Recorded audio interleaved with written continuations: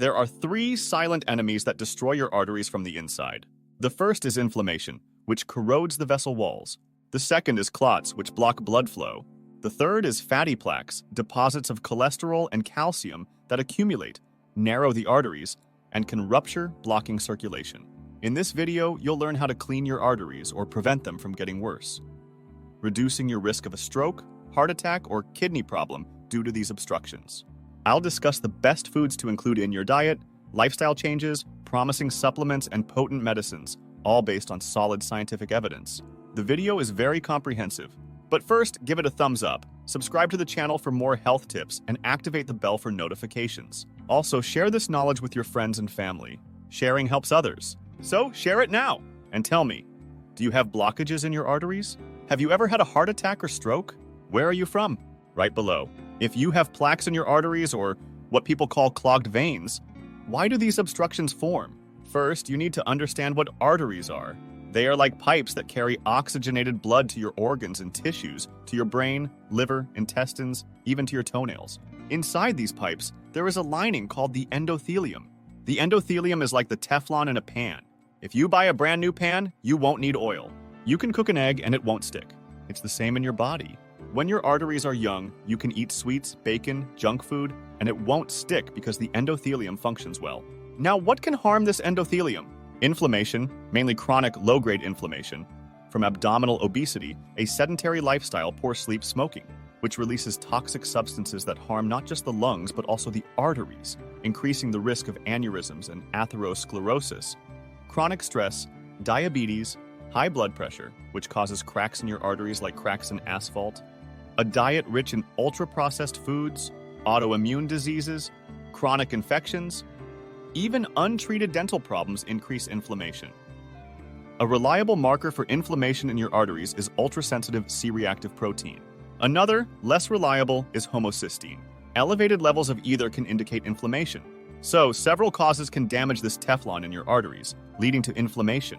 If the endothelium is damaged, bad cholesterol, LDL, will start to deposit in your arteries, forming fatty plaques. That's why some people with high cholesterol have no plaques. Because their Teflon is good, it repels cholesterol. So the first thing you should do is prevent the endothelium from getting sick. You can't leave any loose ends, because it's those loose ends that will cause a short circuit and start a fire. People ask me, what can I eat to improve my arteries to reduce inflammation? First, you must stop eating things that inflame, right? What are the worst foods for your circulation? I already mentioned one, ultra-processed food. Ultra-processed foods are addictive, high in sugar, bad fats and salt, and low in fiber. They generally make you eat more than you'd like. Excess sugar, too many calories, and too little fiber cause the pancreas to release more insulin than it should, transforming what you eat into fat that gets deposited inside your organs, like fat in the liver. Do you have a fatty liver? Pay attention. This fat, called visceral fat, works like a gland, releasing pro-inflammatory substances, causing more inflammation.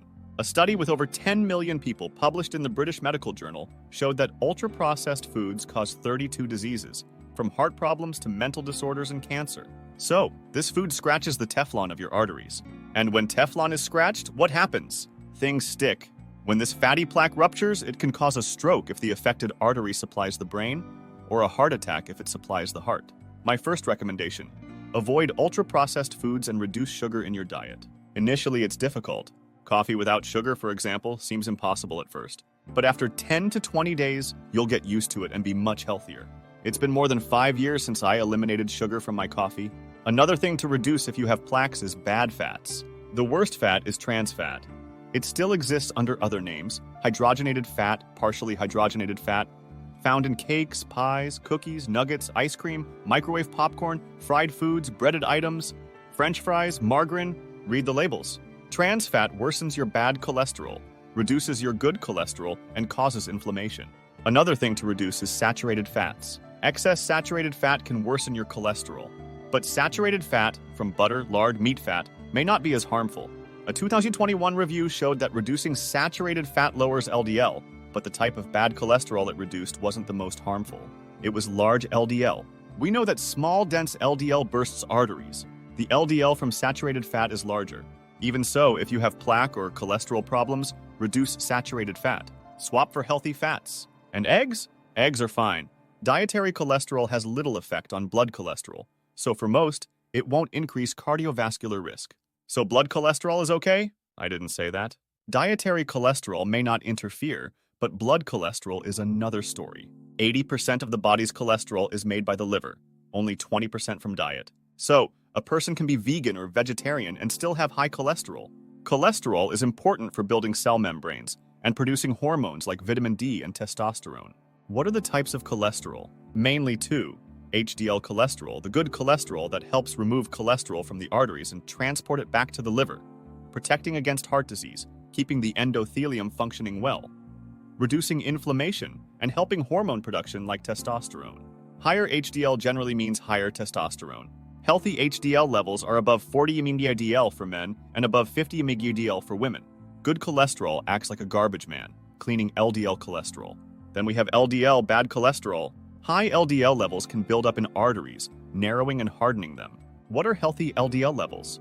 This depends on the person's risk. A low-risk person, say 30 years old, no high blood pressure, should have LDL less than 130 mg/dl. An intermediate-risk person, older or hypertensive, should have LDL lower than 100 mg/dl. A high-risk person, many risk factors or plaques like in the carotid artery, should have LDL less than 70 mg/dl. Very high-risk individuals, heart attack, stent, a lot of atherosclerosis, should have LDL less than 50 mg/dl. If you have a plaque and don't manage your cholesterol, it will grow.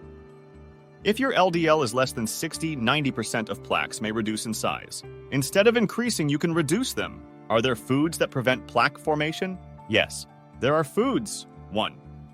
Extra virgin olive oil, rich in monounsaturated fatty acids, can reduce LDL and increase HDL with antioxidant components like vitamin E, polyphenols, and thyrosol, and anti-inflammatory substances like oleocanthal, essential for cardiovascular health. 2. Fish rich in omega-3 like sardines, salmon, tuna, mackerel. Omega-3 increases HDL, reduces triglycerides, has antioxidant, anti-inflammatory effects, reduces platelet aggregation, and is a vasodilator. 3. Nuts like cashews, Brazil nuts, walnuts, almonds can increase good cholesterol and reduce bad cholesterol. 4. Chia, with a lot of fiber, omega-3, and antioxidants, can significantly reduce triglycerides and improve cholesterol. 5. Flax seeds, similar to chia, contain phytosterols that block cholesterol absorption in the intestine. 6. Oats, rich in beta-glucan, can reduce LDL cholesterol. The best oat with the fewest calories is Oat Bran. 7. Beans have lots of soluble fibers that can reduce LDL cholesterol. 8. Avocado, rich in antioxidants and fiber, helps lower LDL and increase HDL. 9. Dark chocolate with high cocoa content. Epicatechin, mainly responsible for its positive effects on blood vessels, increases nitric oxide production, causing vasodilation. 10. Red fruits and grapes, rich in polyphenols, protect your arteries against free radicals. These foods prevent plaque formation but do not reduce plaque size. For the best benefit, include them in your diet before atherosclerosis develops. Will eating right, exercising, or drastically changing your lifestyle help? Absolutely. A healthy lifestyle always helps. But it's not enough. What supplements could help your arteries? 1. Nattokinase, the active ingredient in natto, a traditional Japanese food from fermented soybeans. Some relate Japanese longevity with natto. A recent study with over 1,000 people showed high doses of nattokinase could significantly reduce carotid artery plaque. However, more research is needed to confirm its effectiveness. 2. Vitamin K2, which activates GLA proteins that help keep calcium in bones and prevent calcium buildup in unwanted areas like heart valves and blood vessels. Observational studies suggest that K2 might reduce overall mortality and heart disease rates. However, the largest study involving vitamin K2 MK7 was disappointing, showing no significant prevention of aortic valve calcification. 3. Coenzyme Q10 could protect against atherosclerosis by inhibiting LDL cholesterol oxidation and slightly reducing LDL production by about 13%. Unfortunately, no randomized, double-blind studies in humans show its effectiveness in atherosclerosis. More research is needed. What's left? If you have plaques, a heart attack, a stent, or heart surgery, take medicine. Diet, exercise, and supplements alone aren't enough. The doctor must prescribe cholesterol medication to stabilize plaques, prevent ruptures, and reduce the risk of heart attack or stroke. Is it possible to reverse plaques? Yes, especially soft plaques rich in cholesterol, which pose the highest risk. I've seen patients with significant plaques reduce them completely after years of treatment. However, hard calcium plaques can't be reversed yet, but pose less risk of breaking.